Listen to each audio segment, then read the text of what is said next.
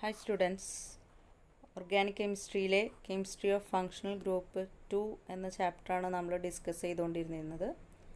നമുക്കിനി പറയാനുള്ളത് ഇതിലെ അമീൻസിനെ കുറിച്ചാണ്. അമീൻസ് എന്ന് പറഞ്ഞു കഴിഞ്ഞാൽ NH2 ഗ്രൂപ്പ് ഫങ്ഷണൽ ഗ്രൂപ്പായി വരുന്ന ഓർഗാനിക് കോമ്പൗണ്ടുകളെയാണ് നമ്മൾ അമീൻസ് എന്ന് വിളിക്കുന്നത്. അമീൻസിൽ NH2 എന്ന് പറയുന്ന ഫങ്ഷണൽ ഗ്രൂപ്പ് വരാം, NH എന്ന് പറയുന്ന ഫങ്ഷണൽ ഗ്രൂപ്പ് വരാം, N എന്ന് പറയുന്ന ഫങ്ഷണൽ ഗ്രൂപ്പ് വരാം. അമോണിയയുടെ ഓർഗാനിക് ഡെറിവേറ്റീവ്സ് ആണ് അമീൻസ് എന്ന് പറയുന്നത്. അതിൽ അമീൻസിലെ ഹൈഡ്രജനെ മാറ്റിയിട്ട് ആൽക്കൈൽ ഗ്രൂപ്പോ അറൈൽ ഗ്രൂപ്പോ ആണ് സബ്സ്റ്റിറ്റ്യൂൻ്റ് ആയിട്ട് വരുന്നത്. ഇപ്പോൾ ഇവിടെ NH2 ഗ്രൂപ്പ് ആണെങ്കിൽ അതിനെ നമ്മൾ പ്രൈമറി അമീൻ എന്ന് വിളിക്കും. അതല്ല NH ആണ് വരുന്നതെങ്കിൽ, അമോണിയയിലെ 2 ഹൈഡ്രജനെയും റീപ്ലേസ് ചെയ്തിട്ടാണ് വരുന്നതെങ്കിൽ അതിനെ നമ്മൾ സെക്കൻഡറി അമീൻ എന്ന് വിളിക്കും. അമോണിയയിലെ 3 ഹൈഡ്രജനെയും റീപ്ലേസ് ചെയ്തിട്ടുള്ള ഗ്രൂപ്പാണ് അവിടെ വരുന്നതെങ്കിൽ അതിനെ നമ്മൾ ടെർഷറി അമീൻ എന്ന് വിളിക്കും. അപ്പോൾ ഇതാണ് പ്രൈമറി അമീൻ, ഇതാണ് സെക്കൻഡറി അമീൻ, ഇതാണ് ടെർഷറി അമീൻ്റെ ഗ്രൂപ്പ് എന്ന് പറയുന്നത്. ഈ വാലൻസി, നൈട്രജൻ്റെ ബാക്കി വാലൻസി ഒന്നുകിൽ ആൽക്കൈൽ ഗ്രൂപ്പ് അല്ലെങ്കിൽ അറൈൽ ഗ്രൂപ്പ് ആയിരിക്കും ഫുൾഫിൽ ചെയ്യുന്നുണ്ടാവുക. ഇനി അമീൻസിന് എക്സാമ്പിളാണ്, പ്രൈമറി അമീനിന് എക്സാമ്പിളാണ് മീഥൈൽ അമീൻ. മീഥൈൽ അമീൻ എന്ന് പറഞ്ഞു കഴിഞ്ഞാൽ CH3NH2 ആണ് മീഥൈൽ അമീൻ. അതിൻ്റെ IUPAC നെയിം എന്ന് പറയുന്നത് മെഥനമീൻ ആണ്. CH3CH2NH2 ഈഥൈൽ അമീൻ.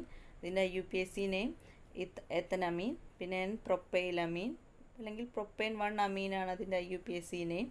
അതുപോലെ ഐസോപ്രൊപ്പൈൽ അമീൻ, പ്രൊപ്പൻ 2 അമീൻ. എക്സാമ്പിൾസൊക്കെ നന്നായിട്ട് പഠിക്കാം. ഇതാണ് പ്രൈമറി അമീന് എക്സാമ്പിൾ. ഇത് അലിഫാറ്റിക് അമീൻസ് ആണ് ഈ കൊടുത്തിരിക്കുന്നതൊക്കെയും. NH2 ഗ്രൂപ്പ് ആണ് ഇവിടുത്തെ സബ്സ്റ്റിറ്റ്യൂൻ്റ് എന്ന് പറയുന്നത്. NH2 ഗ്രൂപ്പ് വരുന്ന സബ്സ്റ്റിറ്റ്യൂൻ്റ് ആയിട്ട് അല്ലെങ്കിൽ ഫങ്ഷണൽ ഗ്രൂപ്പായിട്ട് വരുന്ന കോമ്പൗണ്ടുകളെയാണ് നമ്മൾ പ്രൈമറി അമീൻസ് എന്ന് വിളിക്കുന്നത്. ഇനി ഇത് ബെൻസീൻ റിങ്ങിൻ്റെ മുകളിൽ NH2 ഗ്രൂപ്പ് വരുമ്പോഴുള്ള കോമ്പൗണ്ടുകളാണ് ഇവിടെ കൊടുത്തിരിക്കുന്നത്. ഇതിനെ നമ്മൾ അനിലീൻ എന്ന് വിളിക്കും. ഇത് ഓർത്തോട്ടൊളൂഡിൻ, ഇത് ബെൻസൈൽ അമീൻ. ഓർത്തോട്ടൊളൂഡിൻ, ബെൻസൈൽ അമീൻ. അപ്പോൾ ഇതാണ് അറൈൽ അമീൻസ്. ഇതിൻ്റെ കോമൺ നെയിം NH2 ഗ്രൂപ്പ് മാത്രം, ബെൻസീൻ റിങ്ങിൻ്റെ മുകളിൽ NH2 ഗ്രൂപ്പ് മാത്രം വരുന്ന ഈ കോമ്പൗണ്ടാണ് അനിലീൻ. അതല്ല അതിൻ്റെ കൂടെ ഒരു CH3 ആണ് വരുന്നത് എങ്കിൽ അതിനെ നമ്മൾ ഓർത്തോട്ടൊളൂഡിൻ എന്ന് വിളിക്കും. CH2NH2 ഇതാണ് കോമ്പൗണ്ടെങ്കിൽ അതിന് നമ്മൾ ബെൻസൈൽ അമീൻ എന്ന് വിളിക്കും. ഇത് അറൈൽ അമീൻസിന്, ഇതൊക്കെയും അറൈൽ അമീൻസിന് എക്സാമ്പിളാണ്. ഓക്കെ, ഇതാണ് പ്രൈമറി അമീൻസ്. ഇതെല്ലാം പ്രൈമറി അമീൻസാണ്. ഇനി സെക്കൻഡറി അമീൻസിന് എക്സാമ്പിളാണ് CH3NH-CH3. CH3NH-CH3 എന്ന് പറയുമ്പോൾ അവിടുത്തെ ഫങ്ഷണൽ ഗ്രൂപ്പ് എന്ന് പറയുന്നത് NH ആണ്. NH ആണ് അവിടുത്തെ ഫങ്ഷണൽ ഗ്രൂപ്പ്. അപ്പോൾ അതിൻ്റെ പേര് ഡൈമീഥൈൽ അമീനാണ്. ഡൈമീഥൈൽ അമീൻ. CH3CH2NH-CH3 ഈഥൈൽ മീഥൈൽ അമീൻ. അതുപോലെ മീഥൈൽ ഫിനൈൽ അമീൻ. ഇതൊക്കെ സെക്കൻഡറി അമീൻസിന് എക്സാമ്പിളാണ്. ഇനി ടെർഷറി അമീൻസ് ആണെങ്കിൽ വെറും N മാത്രമേ ഉണ്ടാവുകയുള്ളൂ. N എന്ന് പറയുമ്പോൾ ഈ N എന്ന് പറയുന്ന അമോണിയയിലെ NH3യിലെ 3 ഹൈഡ്രജൻസിനെയും ആര് റീപ്ലേസ് ചെയ്യുന്നു? CH3 വന്നിട്ട് റീപ്ലേസ് ചെയ്യുന്നു. അതാണ് അതിൻ്റെ പേരാണ് ട്രൈമീഥൈൽ അമീൻ. അതിനെ നമ്മൾ എന്തെന്ന് വിളിക്കും? ടെർഷറി അമീനാണ്. അമോണിയയിലെ 3 ഹൈഡ്രജൻസിനെയും റീപ്ലേസ് ചെയ്തിട്ട് 3 CH3, 3 സബ്സ്റ്റിറ്റ്യൂവൻസ് വരുന്നു. അതാണ് ടെർഷറി അമീൻ. ബാക്കിയുള്ള എക്സാമ്പിളുകളൊക്കെ ഇതിൽ നോക്കുക. അപ്പോൾ ഇതാണ് primary, secondary and tertiary amines. ഇനി ഇതിൻ്റെ പ്രിപ്പറേഷനാണ്. ഒന്നാമത്തെ പ്രിപ്പറേഷൻ എന്ന് പറയുന്നത് നൈട്രോ കോമ്പൗണ്ടുകളെ റെഡ്യൂസ് ചെയ്തിട്ടാണ് പ്രൈമറി അമീൻസ് പ്രിപ്പയർ ചെയ്യുന്നത്. നൈട്രോ കോമ്പൗണ്ട് എന്ന് പറഞ്ഞു കഴിഞ്ഞാൽ NO2 ഗ്രൂപ്പ് ഫങ്ഷണൽ ഗ്രൂപ്പായിട്ട് വരുന്ന കോമ്പൗണ്ടുകളെയാണ് നമ്മൾ നൈട്രോ കോമ്പൗണ്ടുകൾ എന്ന് വിളിക്കുന്നത്. ഈ നൈട്രോ കോമ്പൗണ്ടുകളുടെ റിഡക്ഷൻ നടത്തുക in the presence of palladium, hydrogen in presence of palladium, അല്ലെങ്കിൽ ലിഥിയം അലുമിനിയം ഹൈഡ്രൈഡ്. ഇങ്ങനെ ഏതെങ്കിലും ഒരു റിയേജൻറ്റിൻ്റെ സഹായത്തോടെ നമ്മൾ നൈട്രോ കോമ്പൗണ്ടുകൾ റെഡ്യൂസ് ചെയ്ത് കഴിഞ്ഞാൽ നമുക്ക് ലഭിക്കുന്ന പ്രൊഡക്റ്റാണ് പ്രൈമറി അമീൻ. എക്സാമ്പിൾ കൊടുത്തിട്ടുണ്ട്. RNO2 plus 6 hydrogen gives RNH2 is a primary amine. The reagent used is hydrogen in palladium or hydrogen in platinum or lithium aluminum hydride. അതിന് എക്സാമ്പിളാണ് നൈട്രോമീതെയിൻ. ആറിന് പകരം CH3 ഉപയോഗിക്കുന്നു. നൈട്രോമീതെയിൻ in presence of hydrogen in palladium or hydrogen in platinum or lithium aluminum hydride. The product is methyl amine. നമുക്ക് അതല്ലാതെ hydrogen in palladium, hydrogen in platinum അല്ലാതെ നമ്മൾ ഉപയോഗിക്കുന്ന വേറൊരു റിയേജൻ്റാണ് SN, ടിന്നാണ്. Tin in presence of HCl. Nitrobenzene എന്ന് പറയുന്നത് അറൈൽ നൈട്രോ കോമ്പൗണ്ടാണ്. അറയിലാണ് ഇവിടുത്തെ സബ്സ്റ്റിറ്റ്യൂവൻ്റ് എന്ന് പറയുന്നത്. അപ്പോൾ nitrobenzene in presence of tin in HCl gives aniline. ഇതാണ് ഒന്നാമത്തെ പ്രിപ്പറേഷൻ. അപ്പോൾ ഒന്നുകൂടി പറയാം.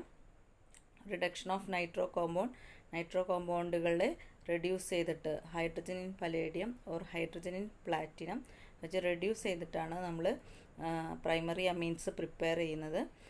ഇതല്ലാതെ നമ്മൾ യൂസ് ചെയ്യുന്ന റിയേജൻസ് ആണ് iron in HCl or tin in HCl or lithium aluminium hydride. Examples nitro compound നൈട്രോമീതെയിനെ മീഥൈൽ അമീനാക്കിയിട്ട് കൺവേർട്ട് ചെയ്യുന്നു. നൈട്രോബെൻസീനെ അനിലിനാക്കിയിട്ട് കൺവേർട്ട് ചെയ്യുന്നു. അടുത്തതായിട്ട് രണ്ടാമത്തെ പ്രിപ്പറേഷൻ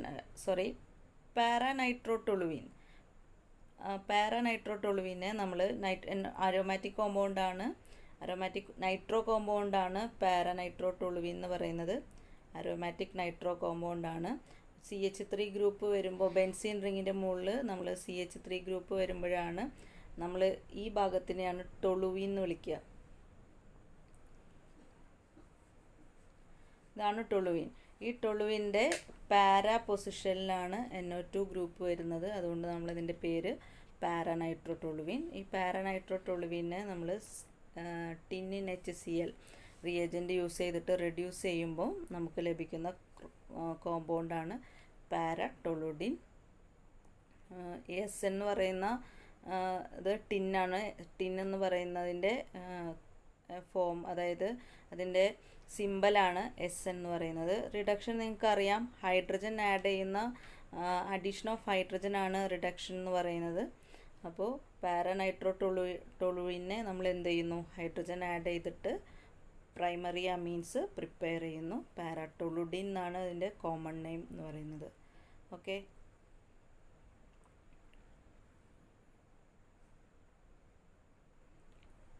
അടുത്തതായിട്ട് ഉള്ള പ്രിപ്പറേഷൻ എന്ന് പറയുന്നത് ഹോഫ്മാൻസ് ബ്രോമമൈഡ് റിയാക്ഷൻ എന്ന് പറയുമ്പം ആ പേരിൽ തന്നെയുണ്ട്, അമൈഡിൽ നിന്നാണ് നമ്മൾ എന്ത് ചെയ്യുന്നത്, ഈ കോമ്പൗണ്ട് പ്രിപ്പയർ ചെയ്യുന്നത്. ഹോഫ്മാൻസ് ബ്രോമമൈഡ്. ഇവിടെ നമ്മൾ യൂസ് ചെയ്യുന്ന സ്റ്റാർട്ടിംഗ് മെറ്റീരിയൽ എന്ന് പറയുന്നത് പ്രൈമറി അമൈഡ്സ് ആണ്. പ്രൈമറി അമൈഡ്സിനെ ബ്രോമിനും പൊട്ടാസ്യം ഹൈഡ്രോക്സൈഡുമായിട്ട് ട്രീറ്റ് ചെയ്യുന്നു. ടെമ്പറേച്ചർ എന്ന് പറയുന്നത് 70 ഡിഗ്രി സെൽഷ്യസ് ആണ്. അപ്പോൾ നമുക്ക് കിട്ടുന്ന പ്രോഡക്റ്റാണ് പ്രൈമറി അമൈൻ. ഇവിടുത്തെ ഈ റിയാക്ഷൻ്റെ പ്രത്യേകത എന്ന് പറയുന്നത്, ഇവിടെ RCO, ആറിനെ കൂടാതെ ഒരു കാർബണും കൂടി ഇവിടെ ഉണ്ട്. പക്ഷേ അത് നമ്മൾ പ്രൊഡക്റ്റിലേക്ക് എത്തുമ്പം ഒരു കാർബൺ കുറവുള്ള കോമ്പൗണ്ടാണ് നമുക്ക് കിട്ടുന്ന പ്രൊഡക്റ്റ് എന്ന് പറയുന്നത്. അതായത് RCO സ്റ്റാർട്ടിംഗ് മെറ്റീരിയലിൽ ആറും COയും, ഈ R എന്ന് പറയുന്ന കാർബൺ ആറ്റംസിനെ കൂടാതെ COയിലുള്ള കാർബൺ ആറ്റവും ഉണ്ട് സ്റ്റാർട്ടിംഗ് മെറ്റീരിയലിൽ. പക്ഷെ നമുക്ക് കിട്ടുന്ന പ്രൊഡക്റ്റിൽ ഒരു കാർബൺ ലെസ് ആയിരിക്കും. അതുകൊണ്ട് തന്നെ നമ്മളിതിനെ ഹോഫ്മാൻസ് ഡീഗ്രഡേഷൻ റിയാക്ഷൻ എന്നും പറയാറുണ്ട്. ഇതിൻ്റെ വേറൊരു പേരാണ് ഹോഫ്മാൻസ് ഹൈപ്പോബ്രോമേറ്റ് റിയാക്ഷൻ. അപ്പോൾ നമ്മളിവിടെ യൂസ് ചെയ്യുന്ന റിയേജൻ്റ് എന്ന് പറയുന്നത് ബ്രോമിൻ ആൻഡ് പൊട്ടാസ്യം ഹൈഡ്രോക്സൈഡിന് പകരം നമുക്ക് വേണമെങ്കിൽ സോഡിയം ഹൈഡ്രോക്സൈഡും ഉപയോഗിക്കാം. 70 ഡിഗ്രി സെൽഷ്യസിലാണ് നമ്മൾ ഈ റിയാക്ഷൻ നടത്തുന്നത്. അപ്പോൾ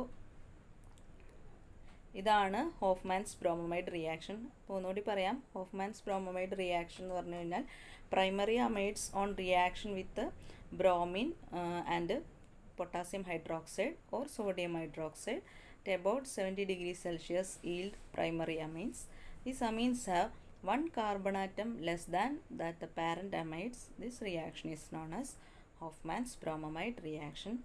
നമുക്ക് ഇവിടെ അസറ്റമൈഡിൽ നിന്നും മീഥൈലമീൻ പ്രിപ്പയർ ചെയ്ത റിയാക്ഷൻ കാണാം. അസറ്റമൈഡ് എന്ന് പറഞ്ഞു കഴിഞ്ഞാൽ CH3CO NH2 ആണ്. ഇവിടെ 2 കാർബൺ ആറ്റംസ് ഉണ്ട്. എന്നാൽ നമുക്ക് കിട്ടിയ പ്രൊഡക്റ്റിൽ ഒരൊറ്റ കാർബണേ ഉള്ളൂ. അതുകൊണ്ടാണ് ഇതിൻ്റെ ഡീഗ്രഡേഷൻ റിയാക്ഷൻ എന്ന് പറയുന്നത്. റിയേജൻറ്റ് യൂസ്ഡ് എന്ന് പറയുന്നത് ബ്രോമിനിൻ പൊട്ടാസ്യം ഹൈഡ്രോക്സൈഡ് ആണ്. ടെമ്പറേച്ചർ 70 ഡിഗ്രി സെൽഷ്യസ് ആണ്. അപ്പോൾ ഇതാണ് ഹോഫ്മാൻസ് ബ്രോമൈഡ് റിയാക്ഷൻ. ഇങ്ങനെ 2 പ്രിപ്പറേഷൻ മെത്തേഡാണ് നമുക്ക് അമീൻസിൻ്റെ പ്രിപ്പറേഷനിൽ പഠിക്കാനുള്ളത്. ഇത് രണ്ടും നമ്മൾ ഇപ്പോൾ പറഞ്ഞ റിയാക്ഷൻ അസറ്റമൈഡിൽ നിന്നും മീഥൈലമീൻ പ്രിപ്പയർ ചെയ്യുന്നത് ആലിഫാറ്റിക് അമീൻസിൻ്റെ പ്രിപ്പറേഷനാണ്. ഇനി നമുക്ക് ബെൻസമൈഡിൽ നിന്നും അനിലിൻ പ്രിപ്പയർ ചെയ്യാം. ബെൻസമൈഡിൽ നിന്നും അനിലിൻ പ്രിപ്പയർ ചെയ്യുന്നത് അറൈൽ അമീൻസിൻ്റെ പ്രിപ്പറേഷനാണ്. സെയിം റിയേജൻ്റ് തന്നെയാണ്, ഇവിടുത്തെ സ്റ്റാർട്ടിങ് മെറ്റീരിയൽ മാറുന്നു മാത്രമേ ഉള്ളൂ.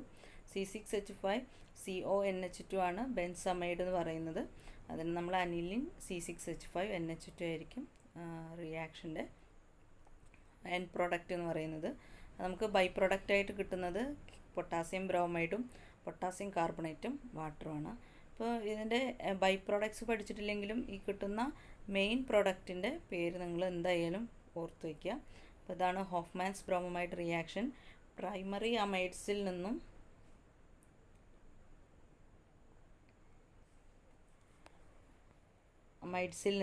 നമ്മൾ എന്തുണ്ടാക്കുന്നു, അമീൻസ്, പ്രൈമറി അമീൻസ് ഉണ്ടാക്കുന്ന പ്രോസസ്സാണ് ഹോഫ്മാൻസ് ബ്രോമോമൈഡ് റിയാക്ഷൻ. ഇനി നമുക്ക് പറയാനുള്ളത് ബേസിസിറ്റി ഓഫ് അമീൻസ് ആണ്. നമുക്കറിയാം അമോണിയ എന്ന് പറയുന്ന കോമ്പൗണ്ട് ബേസിക് ആണ്, കാരണം അതിൻ്റെ നൈട്രജൻ്റെ മുകളിലുള്ള ലോൺ പെയർ ഓഫ് ഇലക്ട്രോൺസ് ആണ്. ആ loan pair of electrons readily available ആണ് പ്രോട്ടോണേഷന് വേണ്ടിയിട്ട്. Therefore ammonia is basic. അതുപോലെ പ്രൈമറി അമീൻസിലാണെങ്കിലും സെക്കൻഡറി അമീൻസിലാണെങ്കിലും നമുക്ക് പറയാം ഇവിടെ ലോൺ പെയർ ഓഫ് ഇലക്ട്രോൺസ് ഉള്ളത് കൊണ്ട് പ്രൈമറി അമീനാണെങ്കിലും സെക്കൻഡറി അമീനാണെങ്കിലും ടെർഷറി അമീനാണെങ്കിലും അമോണിയയെ പോലെ ബേസിക് ആണ് എന്ന് നമുക്ക് പറയാം. അപ്പോൾ അതിൻ്റെ റിയാക്ഷൻ എന്ന് പറയുന്നത്, വാട്ടറിലുള്ള റിയാക്ഷൻ എന്ന് പറയുന്നത് RNH2 + H2O gives RNH3 + OH ആണ്.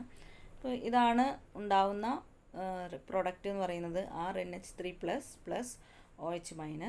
അപ്പോൾ ഇതിൻ്റെ ബേസിസിറ്റി നമ്മൾ നോക്കുകയാണെങ്കിൽ ഇതിൻ്റെ KB, അതായത് ബേസിസിറ്റി കോൺസ്റ്റൻറ്റിനുള്ള എക്സ്പ്രഷനാണ് KB എന്ന് പറയുന്നത്. ബേസിസിറ്റി കോൺസ്റ്റൻറ്റിനുള്ള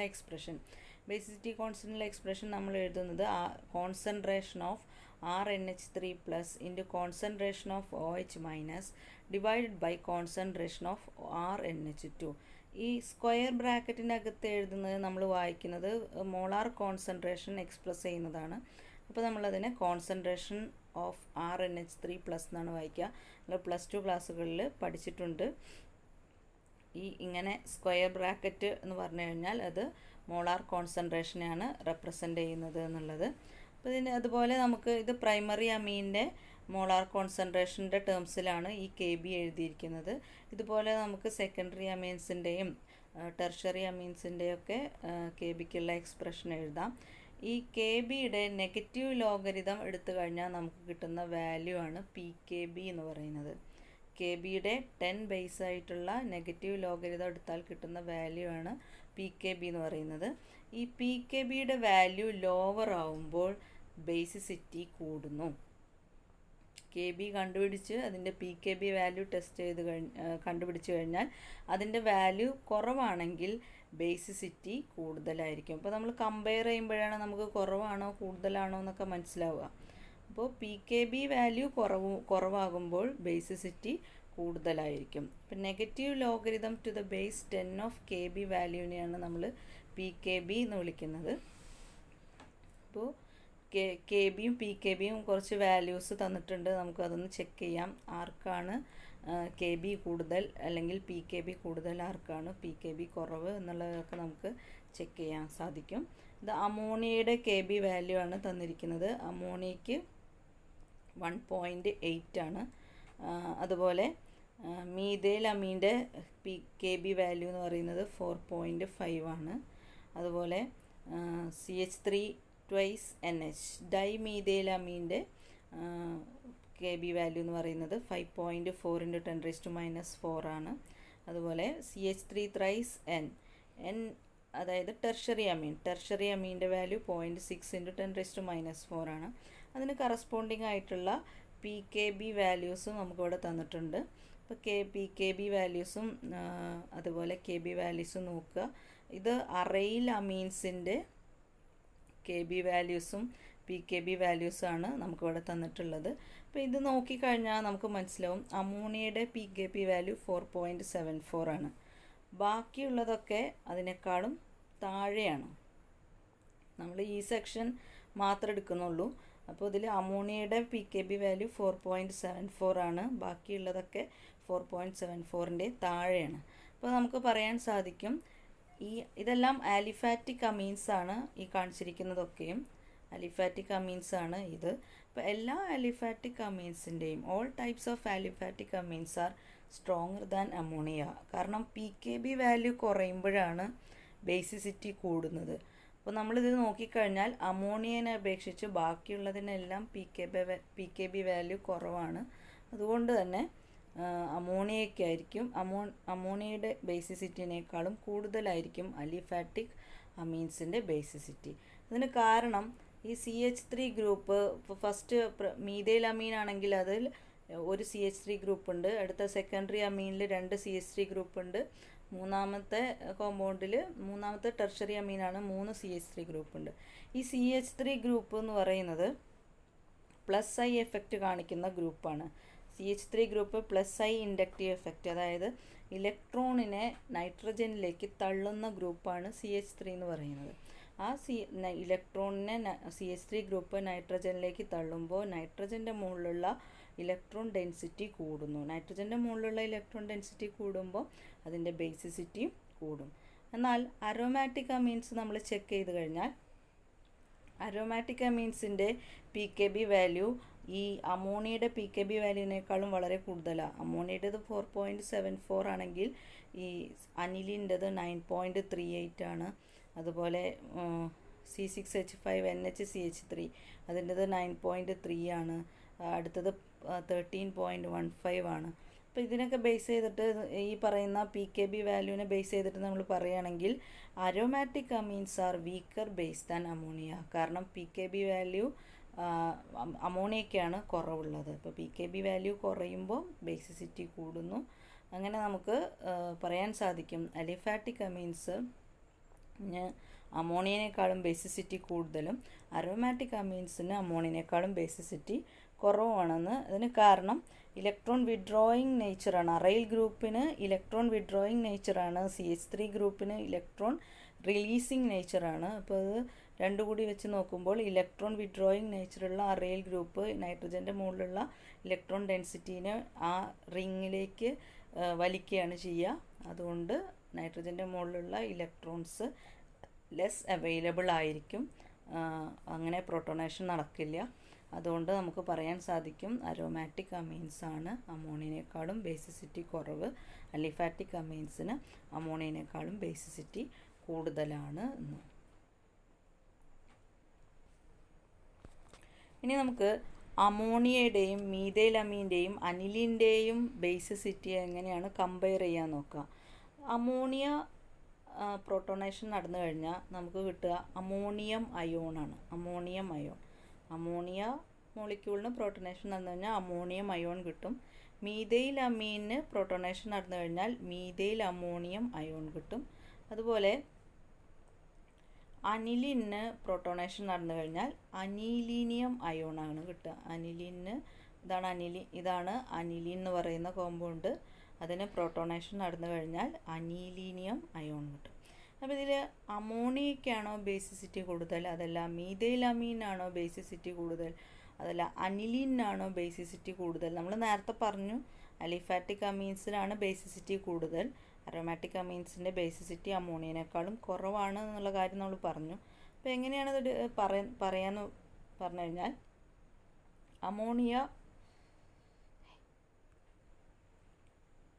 അമോണിയയുടെ ബേസിസിറ്റി അനിലിനേക്കാളും കൂടുതലും മീഥൈലമീൻ്റെ ബേസിസിറ്റി അമോണിയനേക്കാളും കൂടുതലുമാണ്. പക്ഷേ അതിൻ്റെ റീസൺ എന്ന് പറയുന്നത് ഈ എല്ലാത്തിലും പ്രോട്ടോണേഷൻ നടക്കുന്നുണ്ട്. പക്ഷേ മീഥൈലമീനിൽ ഈ CH3 ഗ്രൂപ്പിൻ്റെ ഇൻഡക്റ്റീവ് എഫക്റ്റ് കാരണം ഈ ഇലക്ട്രോൺ എന്ന് പറയുന്നത് നൈട്രജൻ്റെ മുകളിലുള്ള ഇലക്ട്രോണിൻ്റെ അവൈലബിലിറ്റി കൂടുന്നു. നൈട്രജൻ്റെ മുകളിലുള്ള ഇലക്ട്രോൺ അവൈലബിലിറ്റി കൂടുമ്പോൾ പ്രോട്ടോണേഷൻ നടക്കാനുള്ള ആ ചാൻസ് കൂടുന്നു. ഇനി പ്രോട്ടോണേഷൻ നടന്നു കഴിഞ്ഞാൽ ഉണ്ടാവുന്ന പ്രൊഡക്റ്റ് എന്ന് പറയുന്നത് മീഥൈൽ അമോണിയം അയോണാണ്. ഈ മീഥൈൽ അമോണിയം അയോണിൻ്റെ മുകളിലുള്ള പോസിറ്റീവ് ചാർജിനെ ഈ CH3 ഗ്രൂപ്പിൻ്റെ ഇലക്ട്രോൺ റിലീസിങ് ഇൻഡക്റ്റീവ് എഫക്റ്റ് എന്ത് ചെയ്യുന്നു? സ്റ്റെബിലൈസ് ചെയ്യുന്നു. അതായത് ഫസ്റ്റിൽ മീഥൈലമീൻ്റെ പ്രോട്ടോണേഷനെ സഹായിക്കുന്നു. എങ്ങനെ? CH3 ഗ്രൂപ്പിൻ്റെ ഇലക്ട്രോൺ റിലീസിങ് ഇൻഡക്റ്റീവ് എഫക്റ്റ് നൈട്രജൻ്റെ മുകളിലുള്ള ലോൺ പെയേഴ്സിൻ്റെ ഇലക്ട്രോൺ അവൈലബിലിറ്റി കൂട്ടുന്നു. സെക്കൻഡായിട്ട് മീഥൈൽ അമോണിയം അയോൺ ഫോം ചെയ്ത് കഴിഞ്ഞാൽ ഈ നൈട്രജൻ്റെ മുകളിലുള്ള പോസിറ്റീവ് ചാർജിനെ ഈ CH3യുടെ electron releasing inductive effect stabilise ചെയ്യുന്നു. ഇങ്ങനെ മീഥൈൽ അമോണിയം അയോൺ ഈ രണ്ട് കോമ്പൗണ്ടിലും CH3യുടെ ഇലക്ട്രോൺ റിലീസിങ് ഇൻഡക്റ്റീവ് എഫക്റ്റിന് നല്ല എഫക്റ്റ് ഉണ്ട്. അമോണിയയിൽ ഇതുപോലൊരു എഫക്റ്റ് നമുക്ക് കാണാൻ സാധിക്കില്ല. എന്നാൽ അനിലിൻ്റെ കേസിൽ അനിലിൻ അരോമാറ്റിക് ആണ്. ഈ അരോമാറ്റിക് ആയിട്ടുള്ള അനിലിന് ഈ ബെൻസീൻ റിങ് ഈ ഇലക്ട്രോൺ പെയേഴ്സിനെ ഇതിൻ്റെ ഉള്ളിലേക്ക് വലിക്കുകയാണ് ചെയ്യുക. അതായത് ഇലക്ട്രോണിനെ വിത്ഡ്രോ ചെയ്യുകയാണ് ചെയ്യുക അനിലിൻ്റെ ബെൻസീൻ റിങ്. അപ്പോൾ അതുകൊണ്ട് തന്നെ ഈ നൈട്രജൻ്റെ മുകളിലുള്ള ലോൺ പെയേഴ്സ് ലെസ് അവൈലബിൾ ആയിരിക്കും പ്രോട്ടോണേഷന് വേണ്ടിയിട്ട്. ഇനി പ്രോട്ടോണേഷൻ നടന്നു കഴിഞ്ഞാൽ ഉണ്ടാവുന്ന അനീലീനിയം അയോൺ എന്ന് പറയുന്നത് റെസണൻസ് സ്ട്രക്ചേഴ്സ് വളരെ കുറവാണ്. അപ്പോൾ നമുക്കത് എങ്ങനെ എക്സ്പ്ലെയിൻ ചെയ്യാമെന്ന് വെച്ച് കഴിഞ്ഞാൽ അനിലിൻ്റെ റെസണൻസ് സ്ട്രക്ചേഴ്സ് നമുക്ക് വരച്ചു കഴിഞ്ഞാൽ ഇങ്ങനെയാണ് ലഭിക്കുക. അതായത് ഈ NH2 ഗ്രൂപ്പിൻ്റെ ലോൺ പെയേഴ്സ് ഈ റിങ് ഉള്ളിലേക്ക് വലിക്കുന്നു. അത് എന്നിട്ട് അടുത്ത ഇതിൽ ബോണ്ട് ഫോം ചെയ്യുന്നു. നെഗറ്റീവ് ഈ ബോണ്ട് ഇങ്ങോട്ട് ഷിഫ്റ്റ് ചെയ്യുന്നു. ഇവിടെ നെഗറ്റീവ് ചാർജ് ലഭിക്കുന്നു.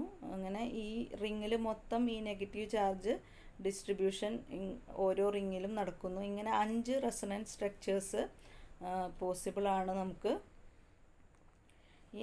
ഈ അഞ്ച് റെസണൻസ് സ്ട്രക്ചേഴ്സിൻ്റെ എണ്ണം കൂടുമ്പോൾ നമുക്ക് എന്ത് കാണാൻ സാധിക്കും?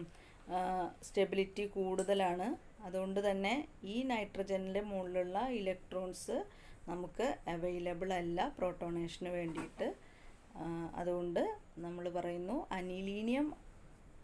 അനിലിനിലെ നൈട്രജൻ്റെ മുകളിലുള്ള ലോൺ പെയേഴ്സ് ലെസ് അവൈലബിൾ ആണ് പ്രോട്ടോണേഷന് വേണ്ടിയിട്ടെന്ന് നമുക്ക് പറയാൻ സാധിക്കും. അതുകൂടാതെ നമുക്ക് പറയാൻ പറ്റുന്ന വേറൊരു റീസൺ എന്ന് പറയുന്നത് ഈ അനിലിന് പ്രോട്ടോണേഷൻ നടന്നിട്ട് നമുക്ക് ലഭിക്കുന്ന അനിലീനിയം അയോണാണ് ഈ കാണിച്ചിരിക്കുന്നത്. ഈ അനിലീനിയം അയോണിൻ്റെ റെസണൻസ് സ്ട്രക്ചേഴ്സ് വളരെ 2 എണ്ണം മാത്രമേ ഉള്ളൂ. ഈ റെസണൻസ് സ്ട്രക്ചേഴ്സിൻ്റെ എണ്ണം കുറവായതുകൊണ്ട് തന്നെ ഇതിൻ്റെ സ്റ്റെബിലിറ്റി കുറവായിരിക്കും. ഉണ്ടാവുന്ന അനിലീനിയം അയോണിൻ്റെ സ്റ്റെബിലിറ്റി കുറവായിരിക്കും. അതുകൊണ്ട് തന്നെ അനിലിൻ എന്ന് പറയുന്നത് അമോണിയനേക്കാളും ബേസിസിറ്റി കുറവാണ്. ഇപ്പോൾ നമ്മൾ പറഞ്ഞത് അലിഫാറ്റിക് അമീൻസിന് അമോണിയനേക്കാളും ബേസിസിറ്റി കൂടുതലും അരോമാറ്റിക് അമീൻസിന് അമോണിയനേക്കാൾ ബേസിസിറ്റി കുറവുമാണ്. അതിൻ്റെ കാരണം അലിഫാറ്റിക് അമീൻസിൽ ഉള്ള ആൽക്കൈൽ സബ്സ്റ്റിറ്റ്യൂവൻ്റ് എന്ന് പറയുന്നത് ഇലക്ട്രോൺ റിലീസിങ് ഇൻഡക്റ്റീവ് എഫക്റ്റാണ് കാണിക്കുക. എന്നാൽ അരോമാറ്റിക് അമീൻസിലെ അറൈൽ സബ്സ്റ്റിറ്റ്യൂവൻറ്റിന് ഇലക്ട്രോൺ വിഡ്രോയിങ് നേച്ചറാണ് ഉണ്ടാവുക. അതുകൊണ്ട് തന്നെ അതിൽ ബേസിസിറ്റി, അതായത് +R effect, resonance +R effect അല്ലെങ്കിൽ +M എഫക്റ്റ്. +R എഫക്റ്റിനെ നമ്മൾ പറയുക resonance effect, plus resonance effect അല്ലെങ്കിൽ +M എഫക്റ്റ്. +M എഫക്റ്റ് എന്ന് പറഞ്ഞു കഴിഞ്ഞാൽ പ്ലസ് മീസോമറിക് എഫക്റ്റ്. റെസൊണൻസ് എഫക്റ്റും മീസോമറിക് എഫക്റ്റൊക്കെ നിങ്ങൾ +2നും അതുപോലെ ഈ ബുക്കിലെ ഫസ്റ്റ് ചാപ്റ്ററിലൊക്കെ പഠിച്ചിട്ടുണ്ടാവും. അപ്പോൾ അതുകൊണ്ട് തന്നെ റെസൊണൻസ് എഫക്റ്റ് പ്ലസ് റെസൊണൻസ് എഫക്റ്റും അല്ലെങ്കിൽ പ്ലസ് മീസോമറിക് എഫക്റ്റൊക്കെയാണ് അറയിൽ ഗ്രൂപ്പിനുള്ളത്. അതുകൊണ്ട് NH2 ഗ്രൂപ്പിലെ നൈട്രജൻ്റെ മുകളിലുള്ള electrons, lone pair of electrons less available ആയിരിക്കും അമോണിയനേക്കാളും. അതുകൊണ്ട് തന്നെ അനിലിൻ്റെ ബേസിസിറ്റി അമോണിയനേക്കാളും കുറവായിരിക്കും. അലിഫാറ്റിക് അമീൻസിൻ്റെ ബേസിസിറ്റി അമോണിയനേക്കാളും കൂടുതലുമായിരിക്കും. അപ്പോൾ ഇതാണ് അനിലിൻ്റെയും അരോമാറ്റിക് അമീൻസിൻ്റെയും അമോണിയയുടെയും ബേസിസിറ്റി കമ്പയർ ചെയ്തുകൊണ്ട് നമുക്ക് പറയാനുള്ളത്. എക്സാമിന് റിപ്പീറ്റായിട്ട് ചോദിക്കുന്ന ക്വസ്റ്റ്യനാണ്, നന്നായിട്ട് പഠിക്കണം. Okay, thank U.